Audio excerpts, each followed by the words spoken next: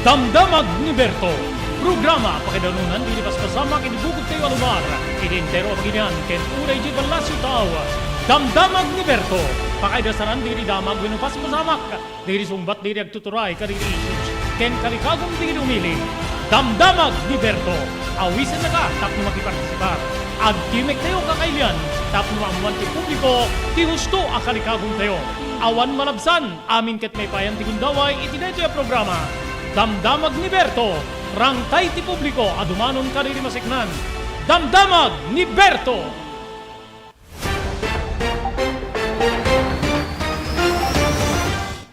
Nagasat niya daw ti Miyerkules 23 hapon ni mabilang idibulan ti Agosto 2023 may danon ti programa Damdamag ni Berto. Dari ako di pagayam yun ni Robert Berto de la Cruz.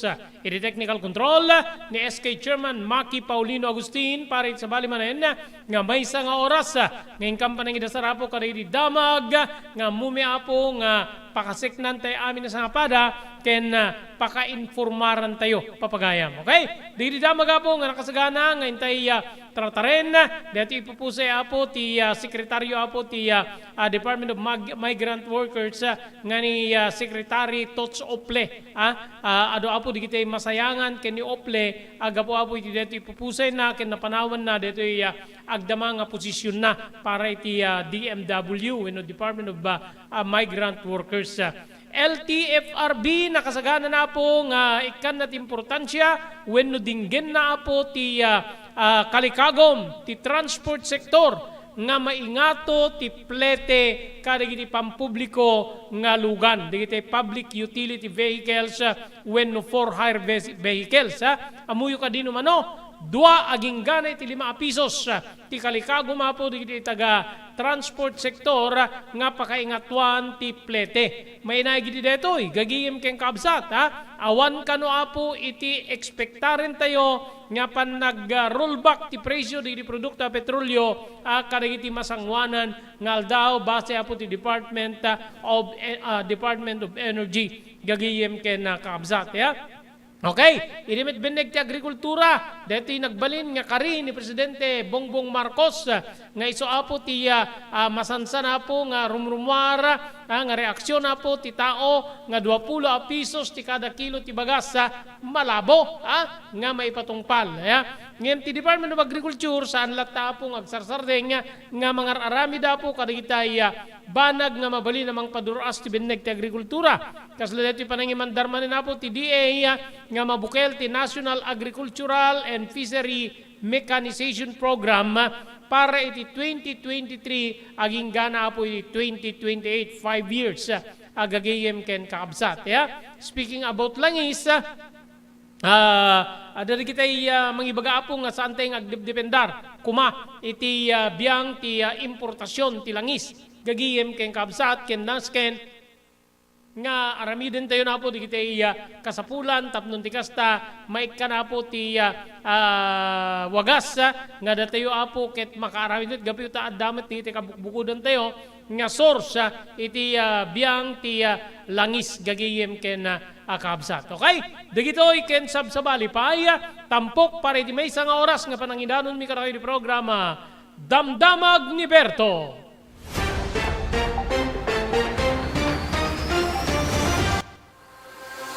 Daituyen tinor-oray di regisem kadididaan na lugan wenno di mauawagan iti vintage car. Naglukaten di DRT Auto Restoration manipo di multi-awarded nga tagikwa ani Mr. Danilo Torres. Dito nga aramiden dati panakaisubli ti husto ala nga ti lugan nyo manipod tawen nga rimwarti modelo na. Eksperto di kalidad nga trabaho manipod kalid empleyado. Malaksi ti data ijaya na pa iti panakatarimaan nga iti modelo ang lugan nyo itinayin kalintigan na presyo. DRT Auto Restoration maniko di kadaanan aging ganin ni kabarwanan na modelo inda atensyonan. Ngarod kakailan, mapantayon iti DRT Auto Restoration. Kukwakin matmatunan ni Mr. Danilo Torres tinangyalat iti kangatuan nga pamadayaw iti kaudyan nga MIAS 2022 wenno Manila International Auto Show. Masarakan ti DRT Auto Restoration iti Biak na Badui Street, Barangay number 21, Lawag City. DRT Auto Restoration.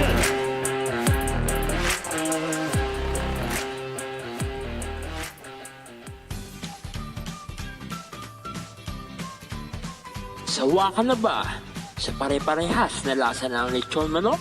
Dito sa King Galitos, kung saan ang panlasa mo ay concern ko, siguradang kasasarap.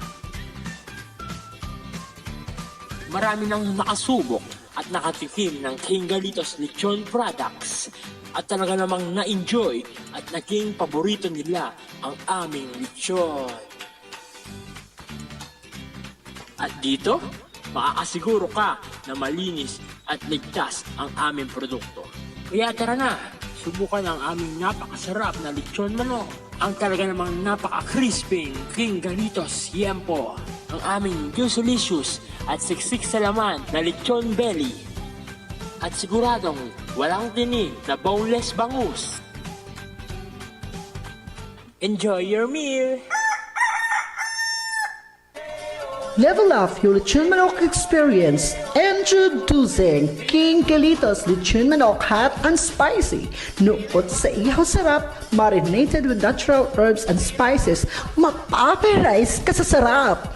Tara, ayain ang buong tropa, si ate at si kuya, at ang buong pamilya. Halika na tikman ang pulutan ng bayan. King Galitos Lechon Manok lang yan.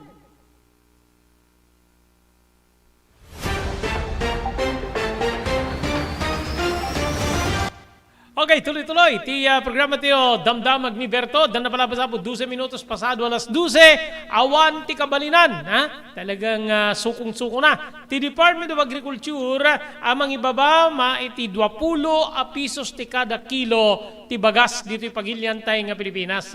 Dati kitrakurak manipod kini Undersecretary Leocadio Sebastian na kalpasan niya ada po dito inaiparwar nga presyo ti bagas depende iti merkado gagiyem ken kabsata ken kastameten iti hansya ti target nga 95% rice sufficiency ka iti termino ni Presidente Ferdinand Bongbong Marcos Jr. nga madadigiti agkunanga ti rice sufficiency ket saan niya mamit bayat o agingga nga agmudo ti termino ni Marcos gigiyem kay kabsata. Kuna ni Sebastian nga kaya da nga maibaba ti post-harvest cost ken production cost ngem saan na nga kabalinan nga abuten apo ti 20 pesos nga presyo ti kada kilo iti bagas gigiyem ken kabsata. Kuna na pa nga ti presyo ket ma-stabilize manipod o parapulo ket 5 aginggat o parapulo ket 6 ti kada kilo iti panawen ti panaggaani. Panawen ti panaggaani tatta po naka mulan digiti pagtatalunan iti pagay.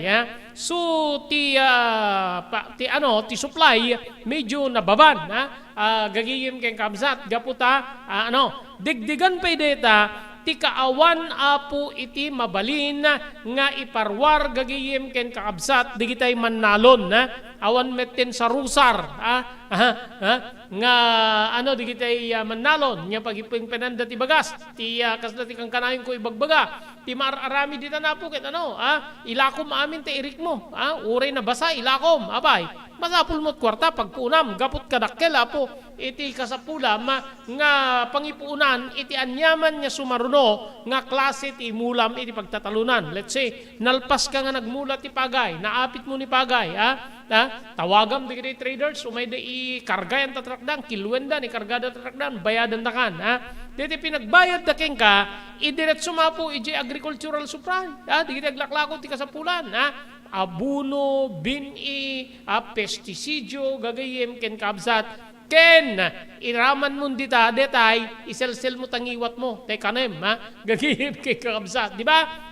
Ada pwede kita adimbatin agpeso, ngem gaputa awam medlat ipudun nat inapuyen na mapan mangipakilo, ije bodega, Didi pagpakilo, didi paglakwan na di na pa na yung pakilo, idiretso na di tiyendaan, mapan na itiyenda, gagiyem keng kaabsat. Yun po yung buhay. Agdadata nga sitwasyon apo, di pada nga manalon na kakabsat ken gagiyem. Mapamuyuni ken aggat-gatang. Ito na da kayo ni aggat-gatang. Ni traders apo, gang angkat. Mano ti presyo, manot, pangilakom, ta irik mo, ta mais mo, ta balatong mo, ta amin, da kayo apo no manot ti agandar, no manot paggatang yo, hanga sika, ti magibagay, yun yung nasakit niya parte na apo, nga uray kay ipapanan na, nga saanen nga rumwar, dili computation na apo, di kiti eksperto, kadiji kada kilo, kasla kuma, tinagbali na presyo ti abuno ket kastoy, ti abuno ay ti insektisidyo ket kastoy, tintula presyo nga agandar ket kastoy, haan nga rumwar, adda iditudtuding nga apo, digiti eksperto, especially digiti taga Department of Agriculture, nga mga presyo apo iti kada kilo ti bagas depende kada di nagbalin nga production cost when no nagbalin nga gastuda idi agmulada gigiyem keng kamsat imo na po nga dati nagbalin nga mandar ti Kamara iti Department of Agriculture para iti projection ti ahensya nga mapagtalinaed ti nga nangat-ngato iti dua nga beses iti biyang ti kari ni Presidente Marcos nga may baba ti presyo ti bagas. So hampigid di nga mamindua 20 pesos ti kari ni Presidente. Ti presyo apo kadagitoy ket 45 up to 46. So 2.5% uno nangat-ngato nga amang gagiyim kay kamsat from the 20 gagiyim kay kamsat iti nagbalin nga hearing the House Committee on Appropriations iti gakat para di 167.5 billion nga pundo ti Department of Agriculture questionaran ni Basilan Representative Mujib Hataman no sa dinno nga dati roadmap ti biyang ti Department of Agriculture ti 20 pesos per kilo iti babaen ti administrasyon wenno termino ni Presidente Bongbong Marcos. Kinunan ni Sebastian nga saanen nga pagsasaritaan dagiti opisyal ti DA ti 20 pesos iti kada kilo ngem karamanen ditoy kada iti kalikagom nga kalikagom nya daytoy kumati agandar nga presyo para iti biyang